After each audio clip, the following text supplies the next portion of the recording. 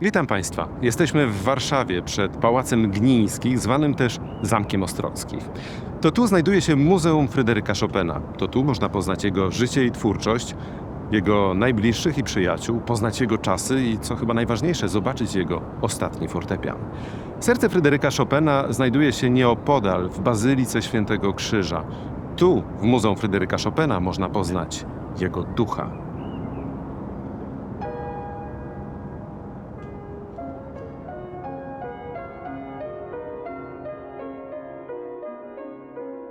Naszą opowieść zaczynamy w Żelazowej Woli, czyli miejscu urodzenia Fryderyka Chopina. Żelazowa Wola położona jest około 50 km od Warszawy i w XIX wieku należała do hrabiowskiej rodziny Skarbków. Okazały dwór Skarbków nie zachował się do naszych czasów, ale Fryderyk Chopin przyszedł na świat nie we dworze, a w jego oficynie, która stoi do dzisiaj. Tyle, że dziś wygląda zupełnie inaczej niż za życia Fryderyka Chopina, bo została przebudowana i dziś przypomina typowy polski dwór szlachecki. W tej sali poznajemy rodzinę Fryderyka Chopina. Jego urodzonego we Francji ojca Mikołaja, czy też Nicolas Chopina i Teklę Justynę Krzyżanowską, matkę kompozytora. Pobrali się w 1806 roku. Tutaj poznajemy także trzy siostry Fryderyka: Ludwikę, Justynę Izabelę i Emilię. Kiedy dokładnie urodził się Fryderyk Chopin? Odpowiedzi na to pytanie także można poszukać w tej sali. Mamy tu stosowne dokumenty. Czy właściwa data to 22 lutego czy 1 marca 1810 roku? Fryderyk Chopin krótko mieszkał w Żelazowej Woli. Kiedy miał zaledwie pół roku, rodzina przeniosła się do Warszawy.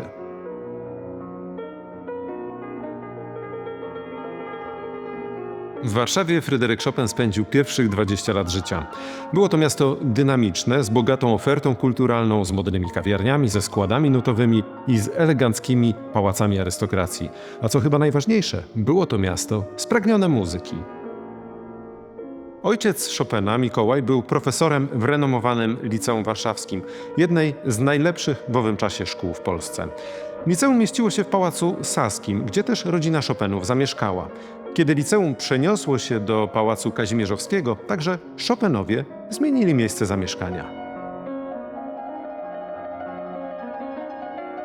Gry na fortepianie uczył małego Fryderyka Wojciech Żywny, mieszkający w Warszawie Czech. Postać niebagatelna, bardzo ważna w życiu Fryderyka Chopina, człowiek o niebywałej intuicji, inteligencji, bo od razu zorientował się, z jakiej miary talentem ma do czynienia. W Warszawie Fryderyk Chopin rozpoczął swoją karierę pianistyczną i kompozytorską. Polonez G-moll, którego napisał mając 7 lat, sprawił, że okrzyknięto go geniuszem muzycznym. Także w Warszawie debiutował jako pianista, dając pierwszy koncert publiczny w wieku 8 lat. Miało to miejsce w Pałacu Radziwiłłowskim, czyli dzisiejszym Pałacu Prezydenckim. W naszym muzeum możemy spotkać młodego i pełnego radości Fryderyka. Takim widziała go Eliza Radziwiłłówna. Możemy też zobaczyć złoty zegarek, który podarowała 10-letniemu Fryckowi słynna włoska śpiewaczka Angelika Catalani, zachwycona jego talentem. Fryderyk Chopin studiował w Szkole Głównej Muzyki w latach 1826-1829. Jego profesor Józef Elsner napisał o nim: szczególna zdatność, geniusz muzyczny.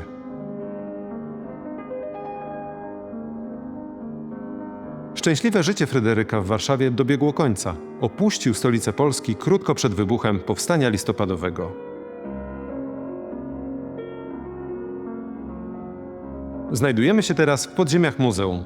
To jest przestrzeń poświęcona Chopinowi jako pianiście i kompozytorowi.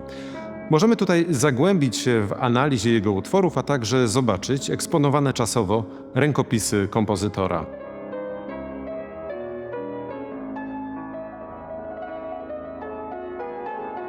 Tutaj znajduje się fortepian marki Erard, który należał ponoć do Franciszka Liszta. I tutaj właśnie możemy usłyszeć arcywirtuozowskie etiudy Fryderyka Chopina.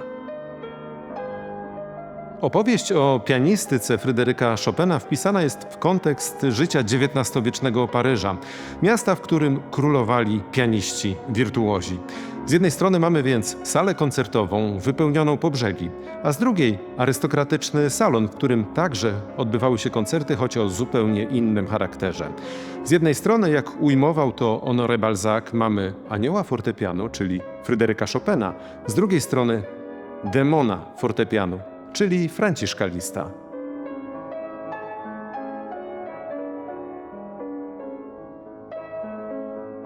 Fryderyk Chopin nie lubił zatłoczonej sali koncertowej. Jak pisała Georges Sand w jednym z listów, zresztą przed koncertem, do którego go namówiła, tyle rzeczy go przeraża, że proponuje, by zagrał bez świec, bez audytorium, przy niemym fortepianie. Mamy tu liczne świadectwa życia koncertowego, programy, recenzje i portrety. A tuż obok znajduje się sala koncertowa, w której można posłuchać muzyki na żywo.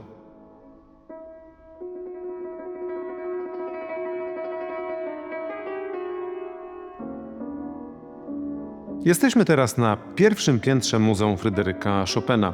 Oto jego Paryż.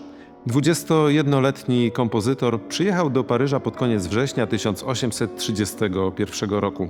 I chociaż zaczynać musiał praktycznie od zera, bardzo szybko zdobył serca mieszkańców francuskiej metropolii. Salon Fryderyka Chopina w jego ostatnim paryskim mieszkaniu przy Place Vendôme namalował Teofil Kwiatkowski. W muzeum można niemal dosłownie wejść do tego salonu zrekonstruowanego w szkicowej formie. Najważniejszym obiektem, który znajduje się w salonie, bezcennym eksponatem, jest ostatni fortepian Fryderyka Chopina, marki Pleyel, którego używał w latach 1848-1849. Przez długi czas uważano, że instrument ten nie nadaje się do grania, ale po ostatniej renowacji okazało się, że chociaż w absolutnie wyjątkowych okolicznościach może być używany do nagrań i koncertów.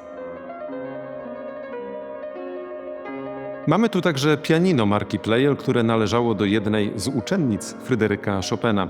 Chopin zarabiał na życie jako nauczyciel gry na fortepianie i do jakości dźwięku, do brzmienia przywiązywał ogromną wagę.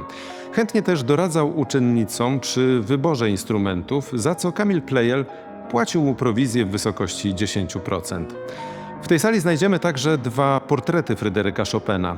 Ten namalowany przez Teofila Kwiatkowskiego został zakupiony dla Muzeum Fryderyka Chopina w 2019 roku. Wcześniej przez długi czas należał do słynnego pianisty Alfreda Cortot. Ten drugi namalowany został przez Franza Winterhaltera. Zachowało się niewiele przedmiotów życia codziennego związanych z Fryderykiem Chopinem. Mamy tu więc gablotę, w której znajdują się eksponaty o naprawdę unikalnym charakterze. Dzwonek, którym Fryderyk Chopin wzywał służącego, jego zegarek podróżny, kalendarzyk kompozytora na rok 1849, jego maleńki ołówek. Mamy 3 guziki do gorsu, które pokazują, jak niezwykłym był elegantem. Mamy także spodek od filiżanki, z której pijał ulubioną gorącą czekoladę, bo Fryderyk Chopin był smakoszem. Na wystawach czasowych prezentujemy tu też listy Fryderyka Chopina. W tej sali poznajemy wiejską rezydencję Georges Sand w Nohant. Jej dom otoczony parkiem, miejsce, które chętnie odwiedzali przyjaciele pisarki i kompozytora. Tam mógł nacieszyć się pięknem przyrody i radością wiejskiego życia, co przypominało mu szczęśliwe dzieciństwo w Polsce. W grających szufladach można tu zobaczyć utwory, nad którymi Fryderyk Chopin pracował podczas pobytów w Nohant. A jak podróżowało się w czasach Fryderyka Chopina? Na przykład, żeby zadbać o kapelusz w podróży, trzeba było mieć specjalny sakwojaż.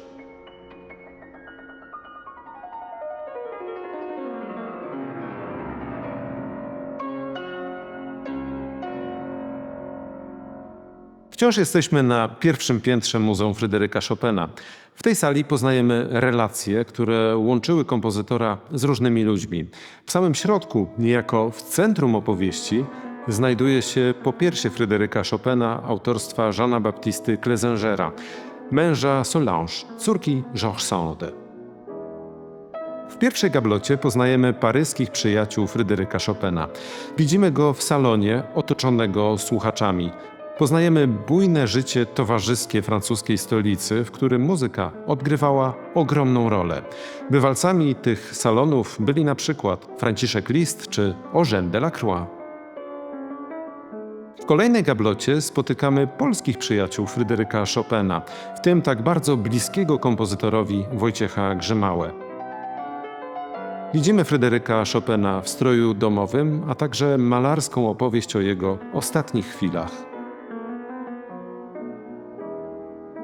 W kolejnej gablocie możemy zobaczyć zbiór wczesnych wydań utworów Fryderyka Chopina, który należał do rodziny Czartoryskich. Tu także spotykamy księżnę Marcelinę Czartoryską, która była jedną z najsłynniejszych uczennic Fryderyka Chopina.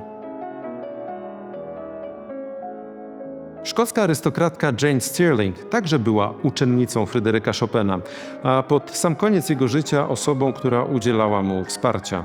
To dzięki niej udało się zachować ostatni fortepian Fryderyka Chopina, który obecnie znajduje się w salonie Paryskim Muzeum. Osobą bliską Chopinowi w ostatnich latach jego życia była polska arystokratka Delfina Potocka, która także była jego uczennicą. Do kręgu artystycznych przyjaciół Chopina i Georges Sand należała wielka śpiewaczka Pauline Viardot, która w listach pisanych do Georges Sand pisała o Chopinie czule nasz Chopinetto. Maria Wodzińska, czyli kobieta, z którą Fryderyk Chopin pragnął się ożenić. Rodzina Wodzińskich nie zaakceptowała go jako kandydata na męża dla córki. Fryderyk Chopin listy od Wodzińskich zebrał w jeden plik, zawiązał wstążeczką i podpisał „Moja bieda”. Ostatnia gablota w tej sali poświęcona jest wieloletniej partnerce Fryderyka Chopina, czyli Georges Sand. Związali się w 1838 roku i byli ze sobą przez 9 lat.